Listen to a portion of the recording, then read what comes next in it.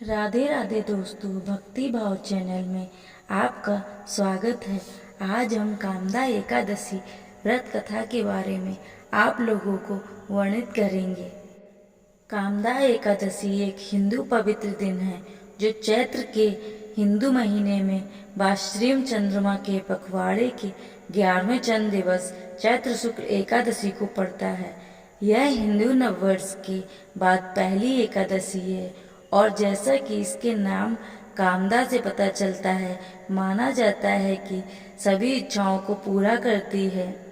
चैत्र माह के शुक्ल पक्ष की एकादशी को कामदा एकादशी कहा जाता है। इस बार यह एकादशी 13 अप्रैल को पड़ रही है। कामदा एकादशी के दिन प्रातः काल स्नान करके घर के पूजा स्थल को साफ स्वच्छ करके व्रत का संकल्प लेना चाहिए। यह कथा भोगीपुर नाम के एक नगर की है जिसके राजा थे पुंडरीक। भोगीपुर नगर में अप्सरा, किन्नर तथा गंधर्व रहते थे। इसी नगर में अत्यंत वैभवशाली स्त्री पुरुष ललिता और ललित रहते थे। उन दोनों के बीच इतना स्नेह था कि वह कुछ देर के लिए भी एक दूसरे से अलग नहीं हो पाते थे। ललित राजा के दरबार में एक दिन गंधर्वों के साथ गाना गाने पहुंचा, लेकिन गाते गाते उसे ललिता की याद आ गई और उसका सुर बिगड़ गया।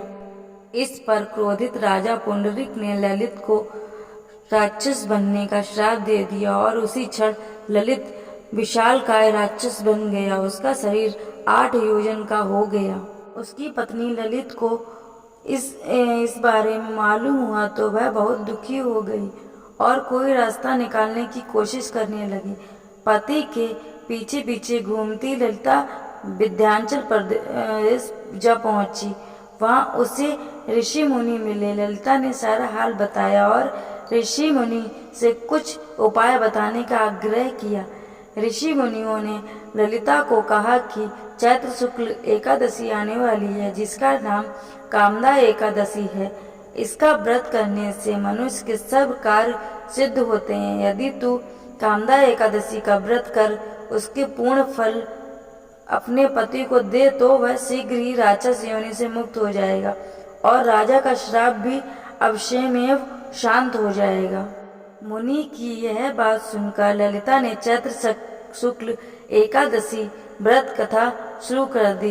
द्वादशी के दिन वह ब्राह्मणों को भोजन कराती और दान देती। एकादशी व्रत का फल अपने पति को देती हुई भगवान से इस प्रकार प्रार्थना करने लगी, हे प्रभु, मैंने जो यह व्रत किया है इसका फल मेरे पतिदेव को प्राप्त हो जाए जिससे वह राक्षस योनि से मुक्त हो जाएं। एकादशी का फल देते ही उसका पति राक्षस योनि से मुक्त होकर अपने पुराने स्वरूप को प्राप्त हुआ। फिर अनेक सुंदर वस्त्र भूषणों से होकर ललिता के साथ विहार करने लगा। उसके पश्चात वे दोनों विमान में बैठकर स्वर्गलोक को चले गए। वशिष्ठ मुनि कहने लगे कि हे राजन, इस व्रत को विधि पूर्वक करने से समस्त पाप नाश हो जाते हैं और राक्षस आदि की योनि भी छूट जाती है। संसार में इसके बराबर कोई और दूसरा व्रत नहीं है।